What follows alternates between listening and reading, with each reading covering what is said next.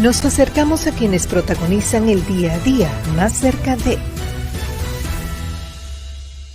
Gracias por su sintonía. Recuerda que estamos a través de TV Quisqueya. Saludos a nuestra gente, de manera particular a los dominicanos, pero a toda persona que nos sintoniza en Canadá, Puerto Rico y Estados Unidos continental. También aquí en República Dominicana, vía la Ruta 66 que se origina en Santo Domingo, el circuito Teleduarte desde San Francisco de Macorís y también por Telecibao HD. Saludos a nuestro amigo Junior Marte y por supuesto a través de La Roca 91.7 FM, porque somos un programa de radio que se ve en televisión gracias a ustedes. Y este es un momento muy oportuno porque hay un tema que nunca pasa de moda, hay un tema que nunca es inoportuno, porque la seguridad social, usted que es jovencito, usted que trabaja, usted que no trabaja, usted que es anciano, no importa, repercute en su vida, esté sano o esté enfermo.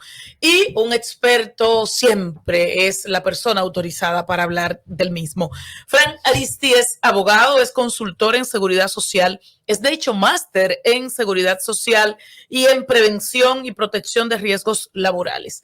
Ha estudiado el tema en República Dominicana y también en España. Señor Frank Aristi, bienvenido a Más Cerca. Muchas gracias por la invitación. Estoy para servirle. Bueno, mucho que preguntar. Yo le decía, ¿por dónde comenzamos? Yo le decía que la 8701 es una ley ya vieja, pero nuestro sistema de seguridad social todavía está gateando. Pero bueno, ¿cuáles son los elementos más importantes, quizás los tres más importantes, que usted entiende que hay que modificar a nuestra actual estructura de seguridad social? Mira, bueno, si son los principales, los tres principales, podemos mencionar, por ejemplo, el veto. Ustedes saben que el artículo 24 de la ley 8701, que crea el Sistema Dominicano de Seguridad Social, establece que las decisiones o resoluciones para el Consejo Nacional de la Seguridad Social aprobarla, tienen que contar con la mayoría de los votos presentes, pero siempre que cuenten con el voto favorable de un representante de los empleadores, de un representante de los trabajadores y de un representante del gobierno. ¿Usted entiende que el poder de veto debe quedar exclusivamente en manos de quién? En manos del Estado. El otro elemento que usted entiende que se debe modificar.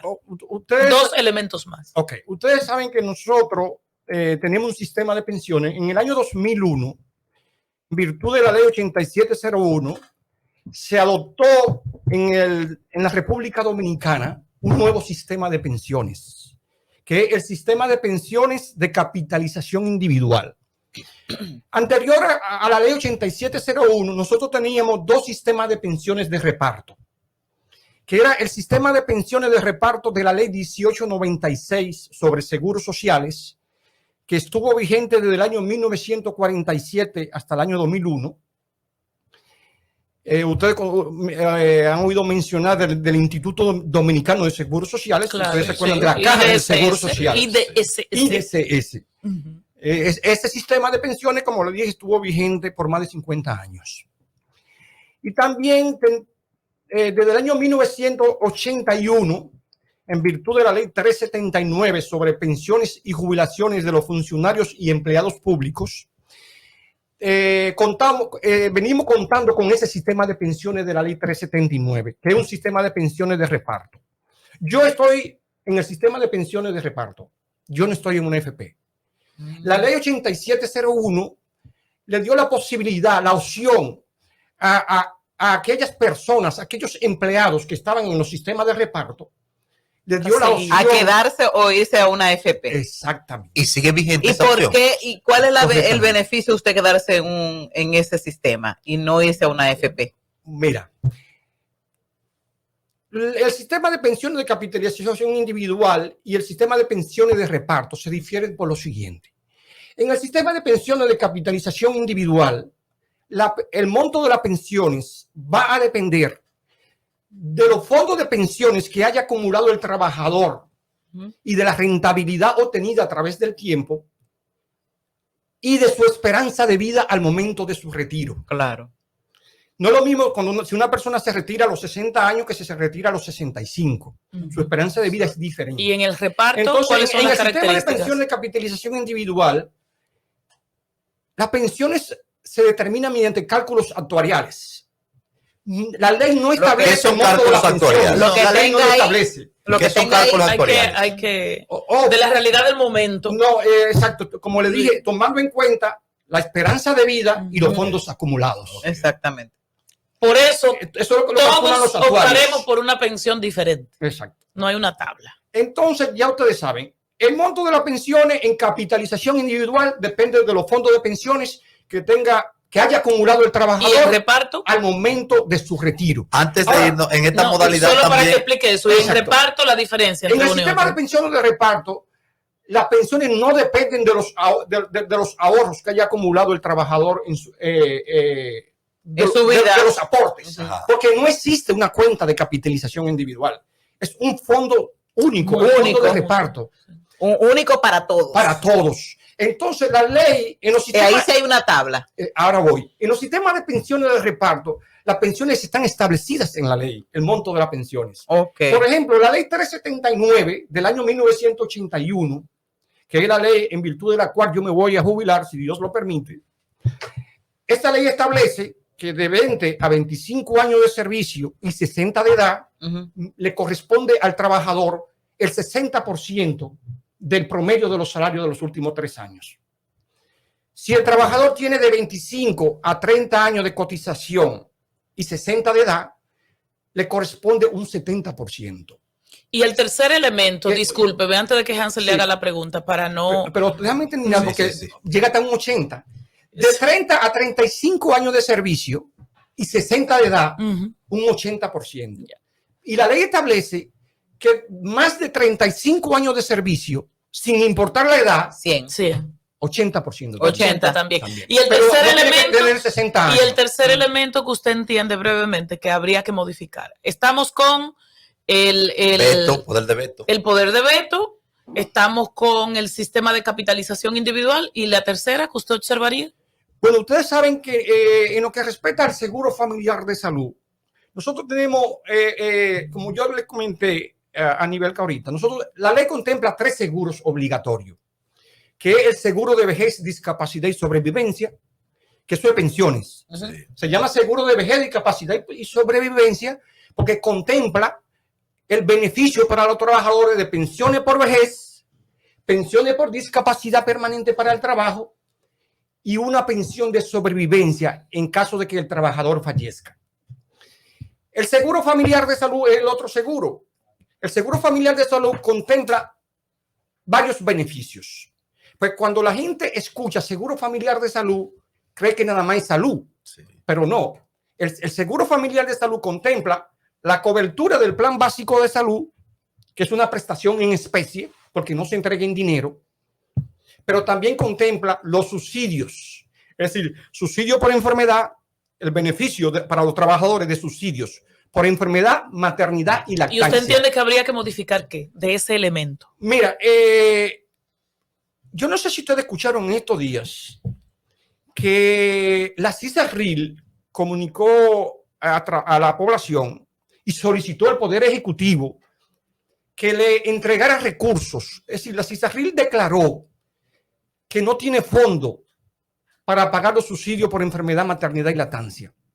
Y solicitó al Poder Ejecutivo que le asignara los recursos. ¿Qué resulta? La cotización del Seguro Familiar de Salud es insuficiente. Okay. Es insuficiente. Para ampliar el plan básico de salud, ustedes saben que a las ARS se le paga un per cápita. En seguridad social le llamamos per cápita, costo per cápita del plan básico de salud. Costo por persona. Exactamente, costo por persona. En seguro privado le llaman prima a los seguros, ¿verdad? Sí. En seguridad social le llamamos, como tú dijiste, costo per cápita, costo por persona, costo por afiliado. El costo del plan básico de salud actualmente son 1.327 pesos con 81 centavos. Es decir, la tesorería de la seguridad social, porque dicen que la salud no tiene precio, pero tiene un costo. Sí, claro. El costo en este momento del plan básico de salud son 1.327,81. La tesorería de la Seguridad Social tiene que pagarle todos los meses a las ARS por cada afiliado 1.327,81 centavos. ¿Para qué? Para que administren el riesgo de la cobertura del plan básico de salud. Entonces, la población quiere un plan básico de salud que lo cubra todo, ¿verdad que sí? Pero para cubrirlo todo se necesitan recursos. ¿Por qué? Porque si al catálogo de prestaciones del plan básico de salud le incluyen nuevos procedimientos, le incluyen una cirugía, hay que aumentarle el costo per cápita a las ARS, aumentarle la prima. Entonces, es necesario modificar la tasa de cotización del Seguro Familiar de Salud. Por ejemplo, para financiar el pago de los subsidios. Ahora mismo la CISARRIN no tiene recursos para pagar los subsidios por enfermedad, maternidad y lactancia. Bueno, doctor Franklin Aristi, el doctor Franklin Aristi, abogado, consultor en seguridad social, y de eso precisamente estamos hablando en esta pedagógica entrevista. Y voy a aprovecharlo también por el interés que tiene la gente, y me incluyo, en conocer el tema del retiro. ¿Cuál es la disparidad entre cotización, tiempo que debes tener? A veces cumple la edad del retiro, pero entonces no tiene las cotizaciones suficientes, o viceversa. ¿Cómo se explica esto? Mira, como yo dije, la ley contempla el seguro de vejez, discapacidad y sobrevivencia. Esa es la pensión. Mira, sí, exacto, son las pensiones. Sí, vamos, es pensión. Ahí vamos bien. Exacto. Bueno, uno de los beneficios que tiene la nueva ley es que si una persona sufre una discapacidad permanente para el trabajo, Sí. tiene inmediatamente derecho a una pensión. Para eso no se requiere periodo. ¿Y cómo se previo calcula el monto ahí? no se requiere periodo previo de cotización. Que tengo que tener 20 años trabajando, no puede ser 2 días en la seguridad social. No, basta que haya cotizado un mes para la seguridad social. Y ahí entonces, ¿cómo se calcula esa pensión? Exacto. La ley establece, por ejemplo, si el origen de la discapacidad es por una enfermedad común, es decir, si al trabajador le da un accidente cerebrovascular, ¿verdad? Sí. O si el trabajador en su casa se cae de la escalera y eso le produce una discapacidad permanente para el trabajo, el trabajador tiene derecho a una pensión. Porque mucha gente cree que nada más el trabajador tiene derecho a una pensión cuando sufre un accidente de trabajo. Exacto. No es así. Si el trabajador, por una enfermedad, eso se llama un accidente común, no un accidente de trabajo. Sí. O si el trabajador sufre una enfermedad común, está discapacitado para trabajar y se discapacita para el trabajo, inmediatamente tiene derecho a una pensión.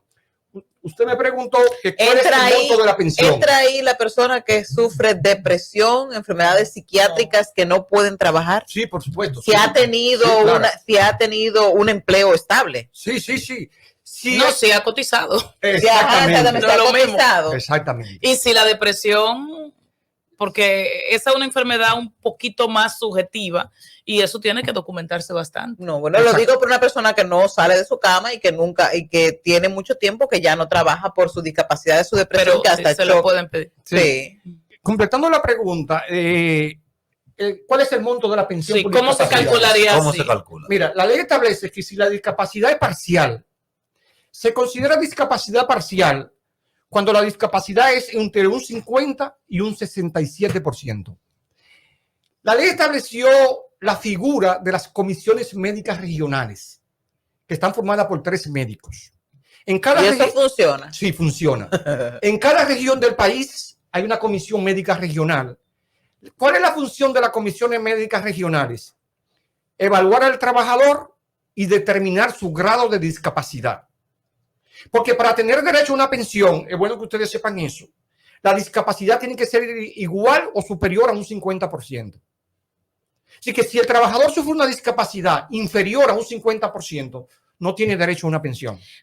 Entonces, le comento, si la discapacidad es parcial, que es cuando el trabajador tiene una discapacidad entre un 50 y un 67%, el trabajador tiene derecho a una pensión equivalente al 30% del promedio de los salarios de los últimos 3 años. Entiéndase, debe ser una discapacidad en ambos ojos o en uno, Exacto. en ambos pies o en uno. En función de ahí es que se determina.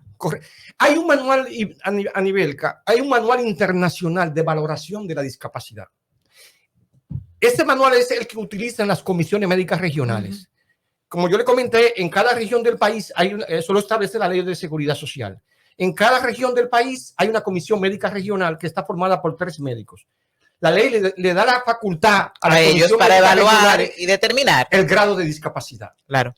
Ahora, si la discapacidad es superior a un 67%, es decir, que la discapacidad reduce en un 67% o más la capacidad productiva del trabajador, eso es lo que quiere decir. El trabajador tiene derecho a una pensión equivalente al 60% del promedio de los salarios de los últimos 3 años. ¿Y dónde la gente debe ir para canalizar esa evaluación y ese proceso que regularmente es muy tortuoso en República Dominicana, porque a veces uno llega y como desconoce sus derechos, muchas veces se le niega? Exacto. Mira, todo depende del origen de la discapacidad.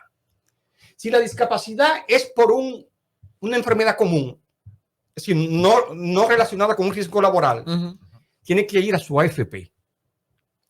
Y la AFP envía al trabajador a la Comisión Médica Regional para que la Comisión Médica Regional determine su grado de discapacidad. Hay mucha gente que ni sabe que AFP está. Exactamente. Sí, pero también eso es mucha haraganería de la gente. Es cierto. Sí, porque también, aspirando a que el otro le resuelva. Exacto. Sí, por desconocimiento. No, y porque no, por haraganería. Porque para comprar la cerveza no nos han educado para eso. No, estoy de acuerdo con Aníbal. Aprenden dónde está el teléfono del colmadón para la cerveza y no. Oye, si la discapacidad es de origen laboral, es decir, fue producto de un accidente de trabajo o enfermedad profesional, porque sí, en riesgos laborales existe lo que se llama la enfermedad profesional. La enfermedad profesional es la que adquiere el trabajador como consecuencia del servicio que presta para su empleo. Claro. Por ejemplo, un trabajador trabaja en una fábrica de batería y el plomo le contamina la sangre, eso es una enfermedad profesional. En ese caso, el trabajador, contestando tu pregunta, no debe de ir a la AFP, debe de ir al IDOPRIL, el Instituto Dominicano de Prevención y Protección de Riesgos Laborales. No es muy complicada la seguridad social acá. Sí, ya si la comparamos con la seguridad social en Francia, en Chile, o sea, los países que son modelos en seguridad social, no es muy complicada o nosotros estamos en el promedio. Porque tampoco es fácil. Sí, y ahí se te cae un poco el argumento de decir que haraganería. Sí. Es que complicado, ¿verdad? No, pero aún así, porque, discúlpame, hay datos básicos como en qué AFP estoy. Sí. Eso es básico. Sí. Ahora, ¿cómo le reclamo a la AFP? Quizás a ellos necesite una ayuda, pero ¿en qué AFP estoy? Sí. ¿En qué seguro estoy de salud? Qué fuerte. Que la gente no sepa que la cédula tiene tanta fuerza como el carnet para reclamar un servicio. Ahora, le de nuevo la pregunta. ¿Es muy complicada o estamos en el promedio en cuanto a las leyes de seguridad social globales? Mira, ustedes saben qué fue lo que pasó. Como yo le comentaba ahorita, anteriormente nosotros teníamos un sistema de seguridad, de seguros sociales. No llegábamos a la seguridad social. Porque la historia difiere lo que es seguros sociales de seguridad social. Nosotros teníamos un sistema de seguros sociales que todos los servicios, todos los riesgos, lo administraba una institución. ¿Quién era? El IDCS. La caja del seguro. La caja del seguro social. Entonces los trabajadores iban a la caja del seguro social. A la puerta 18, a la puerta 21. ¿Qué resulta? Una cosa. ¿Qué resulta? Perdóneme, doctor. Obviamente, dejando atrás el anacronismo que eso significaba, pero ¿no sería bueno que una modificación a la ley 8701 sobre seguridad social contemple poner todos estos servicios en una sola dirección física y en una sola dirección conceptual? Bueno, mire, yo no sé si ustedes tienen conocimiento que la ley creó una institución que yo le digo que es el abogado defensor de los afiliados. La DIDA. Pues tenemos como Dievaina, Adidas, Cisaril. Que la seguridad tiene muchas patas. Sí, mira, la DIDA, que está cerca de aquí, está en la avenida Tiradentes, casi esquina Gustavo Mejía Ricard, la DIDA. en la torre de la seguridad La social. defensa del usuario, sin dinero, por cierto. Pero Exacto. bueno. La DIDA. Y defiende. Sí, la usa así. Sí. Lo que pasa es que ya no va a salir a buscarte. Exacto. No, No, sí, y a lo mejor sí. cuando llegue a defenderte ya tú te has muerto. No, es muy diligente. Sí. Funciona, Sí, funciona, la DIDA funciona. Sí. Es importante saberlo. Sí. Quizá siempre se ha dicho que la DIDA no tiene recursos. Ustedes saben que una de las funciones de la DIDA es informar y orientar a los afiliados. Eso si no hace ella, Siempre por lo menos de manera masiva no lo hace. Exactamente. Tiene que ser personal. Todo lo que tú vayas a... Información que tú busques debes ir directamente a donde ellos. Exactamente. O entra a su página. Sí. Una cosa, Entonces, la otra pensión que contempla la ley es la pensión de sobrevivencia. esa le iba a preguntar, que es un tema de nunca acabar, porque hay muchos recursos que están durmiendo ahí, que se están engordando a los más ricos, porque la gente se le muere un pariente, pero no sabe cómo reclamar esos recursos que trabajó su pariente. Buena pregunta. Mira, tenemos que distinguir algo. Si el trabajador fallece y deja cónyuge o hijos, o cónyuge y también hijos, en ese caso lo que se genera el derecho es a una pensión de sobrevivencia. De sobrevivencia. Sí. Para el cónyuge y para los hijos. Okay. Hasta la mayoría de edad. Hasta la mayoría de edad. Hasta la mayoría de edad. Eso voy, exactamente, hasta la edad de 21 años. 21 para años. la pensión para los hijos. Ajá. Ahora, la pensión del cónyuge, la ley establece que el cónyuge menor de 50 años, lamentablemente, establece una pensión por el término de 5 años. Sí. Si el cónyuge tiene... pasó a un pariente. Si el Porque el cónyuge, señor supone que trabaja. si el cónyuge tiene de 50 a 55 años, la pensión es por 6 años. Y si el cónyuge tiene más de 55 años, la pensión es vitalicia. Ok. Claro, porque no va a durar tanto. Exacto. Ahora, Ya después de los si el 55. trabajador fallece y no deja cónyuge y no deja hijos, o deja hijos, vamos a suponer, pero mayores de 21 años, porque nada más tienen derecho a la pensión cuando menor de 21 años. Uh-huh.